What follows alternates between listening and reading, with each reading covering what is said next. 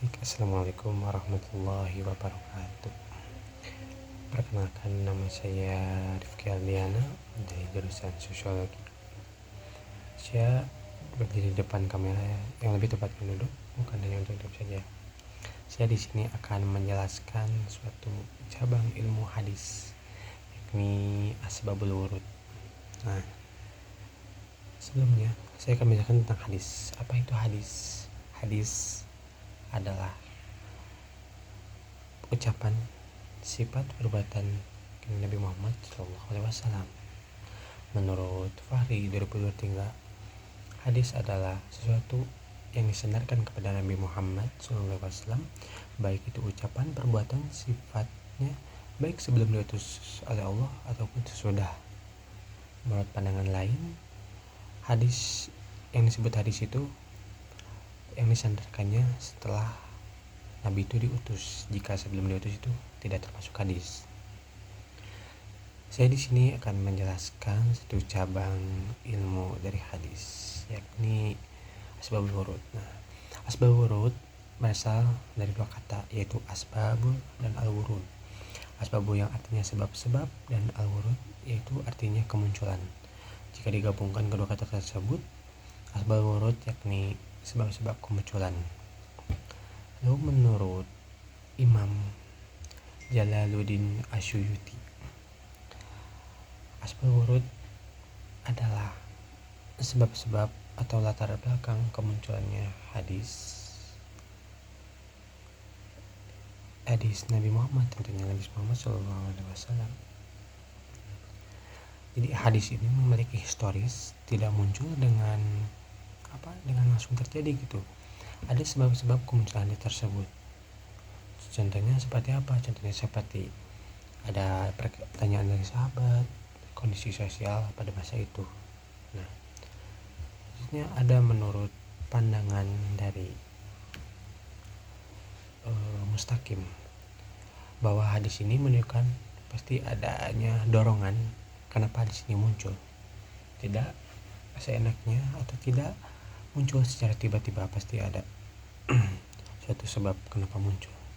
Nah, ketika menjelaskan ilmu, tidak mungkin suatu ilmu tersebut memiliki fungsi.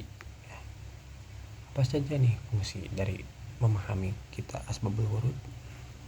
Fungsi pertama yaitu memahami hadis dengan konteks, tidak hanya dengan teks. Karena kita jika memahami hadis hanya dengan teksnya saja, kita tidak mungkin mengetahui bahwa makna hadis ini bagaimana. Nah, fungsi selanjutnya yaitu memiliki ambigu ya. Jadi ambigu ini jika kita dapat memahami ketika lafaz hadis itu sedikit namun memiliki makna luas. Nah, banyak hadis yang memiliki makna atau memiliki makna luas namun lafaznya hanya sedikit. Nah, cabang ilmu asbabul wurud ini menjadikan kita untuk lebih tahu bahwa makna hadis itu luas. Nah, selanjutnya itu membatasi makna hadis. Maksudnya bagaimana? Nah, bahwa sebagian hadis disampaikan hanya untuk masyarakat tertentu atau untuk kaum tertentu. Nah, tidak semua hadis bersifat universal, tidak semua. Bahwa hadis tersebut itu datang hanya pada masyarakat tertentu. Yang terakhir yaitu berperan menghindari kesalahan penafsiran. Nah, dengan kita memahami asbabul wurud, kita tidak akan salah tafsir, salah arti, apalagi akan menyampaikannya kepada orang lain. Selanjutnya ada urgensi kita untuk belajar asbabul wurud. Nah, mengapa kita penting belajar asbabul wurud?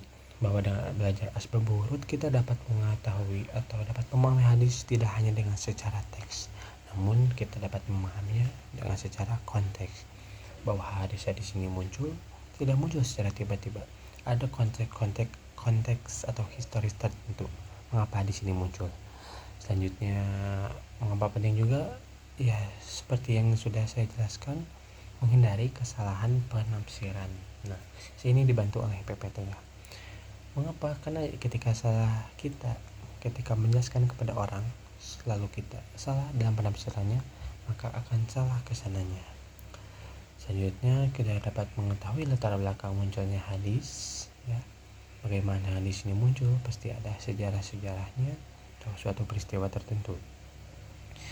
Yang terakhir itu membentuk pemahaman Islam yang moderat. Nah, jadi kita dapat memahami hadis, ya. Apalagi dengan zaman yang teknologi ini, zaman digital, zaman teknologi, kita perlu mempelajari hadis. Hadis itu penting, apalagi untuk kita menjadi pedoman kehidupan sehari-hari. Nah, selanjutnya ada contoh hadis. Contoh hadis yang bersifat itu maksudnya ada asbabul wurudnya, ya. Ada 2 hadis yang saya ketahui. Yang pertama itu hadis tentang larangan menulis, yang bunyinya seperti ini. Kataba anni la yaktubu anni man kataba anni ghairu qur'ani falyamhu. Artinya apa? Artinya siapa yang menulis atas nama aku, barang siapa yang menulis atas nama aku selain dari Al-Quran, maka jauhkanlah. Nah, jauhkanlah, maksud dari konteks ini, ketika kita hanya memahami atau melihat teksnya saja, kita langsung berkesimpulan bahwa menulis hadis ini haram. Bayangkan kalian sudah pada tahulah kitab-kitab seperti Bukhari, Muslim yang sudah masyhur dan sudah pasti sahihnya, itu kita dicap haram. Nah, bagaimana itu? Maksud dari hadis ini, ya ini, bahwa hadis pada zaman dahulu itu bercampuran dengan Al-Quran yang belum terkodifikasi.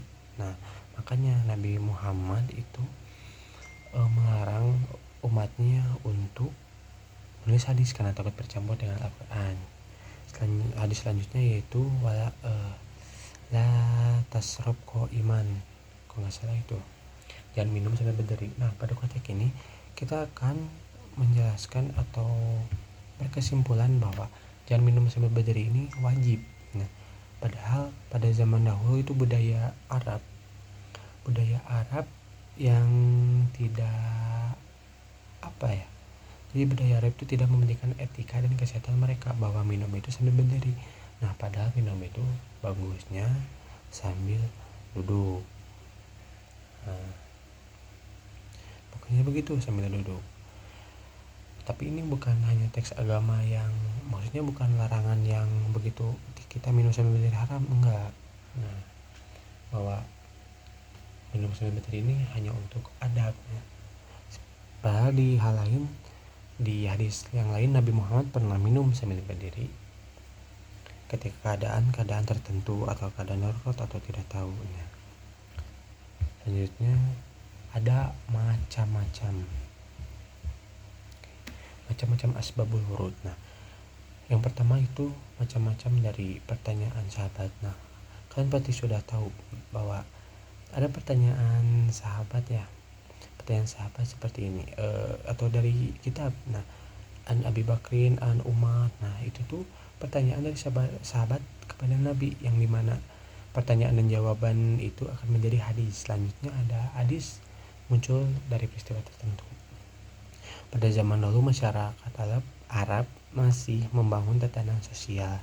Masih banyak peristiwa seperti konflik antara budaya atau peperangan gitu. Nah, di situ tidak lain Nabi harus memberitahu bahwa tatanan sosial yang baik itu seperti ini. Nah, selanjutnya ada hadis muncul karena kondisi sosial budaya tertentu.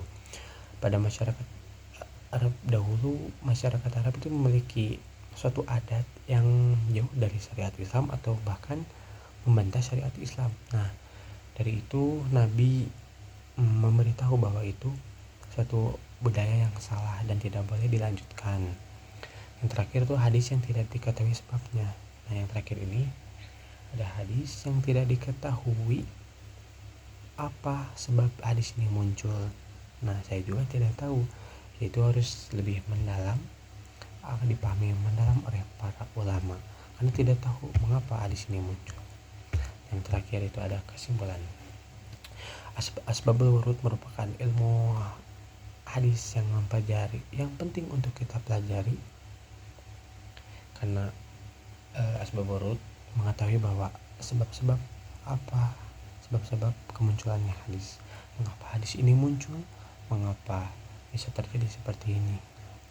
Asbabul wurud ini penting untuk kita, bahwa memahami hadis itu tidak hanya dengan teksnya saja, namun dengan konteksnya, bahwa hadis ini tidak muncul secara tiba-tiba. Dengan ini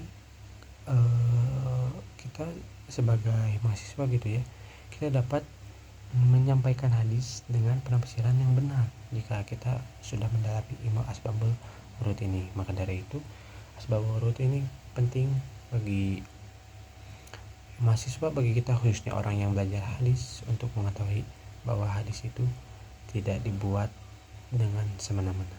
Sekian dari saya. Assalamualaikum warahmatullahi wabarakatuh.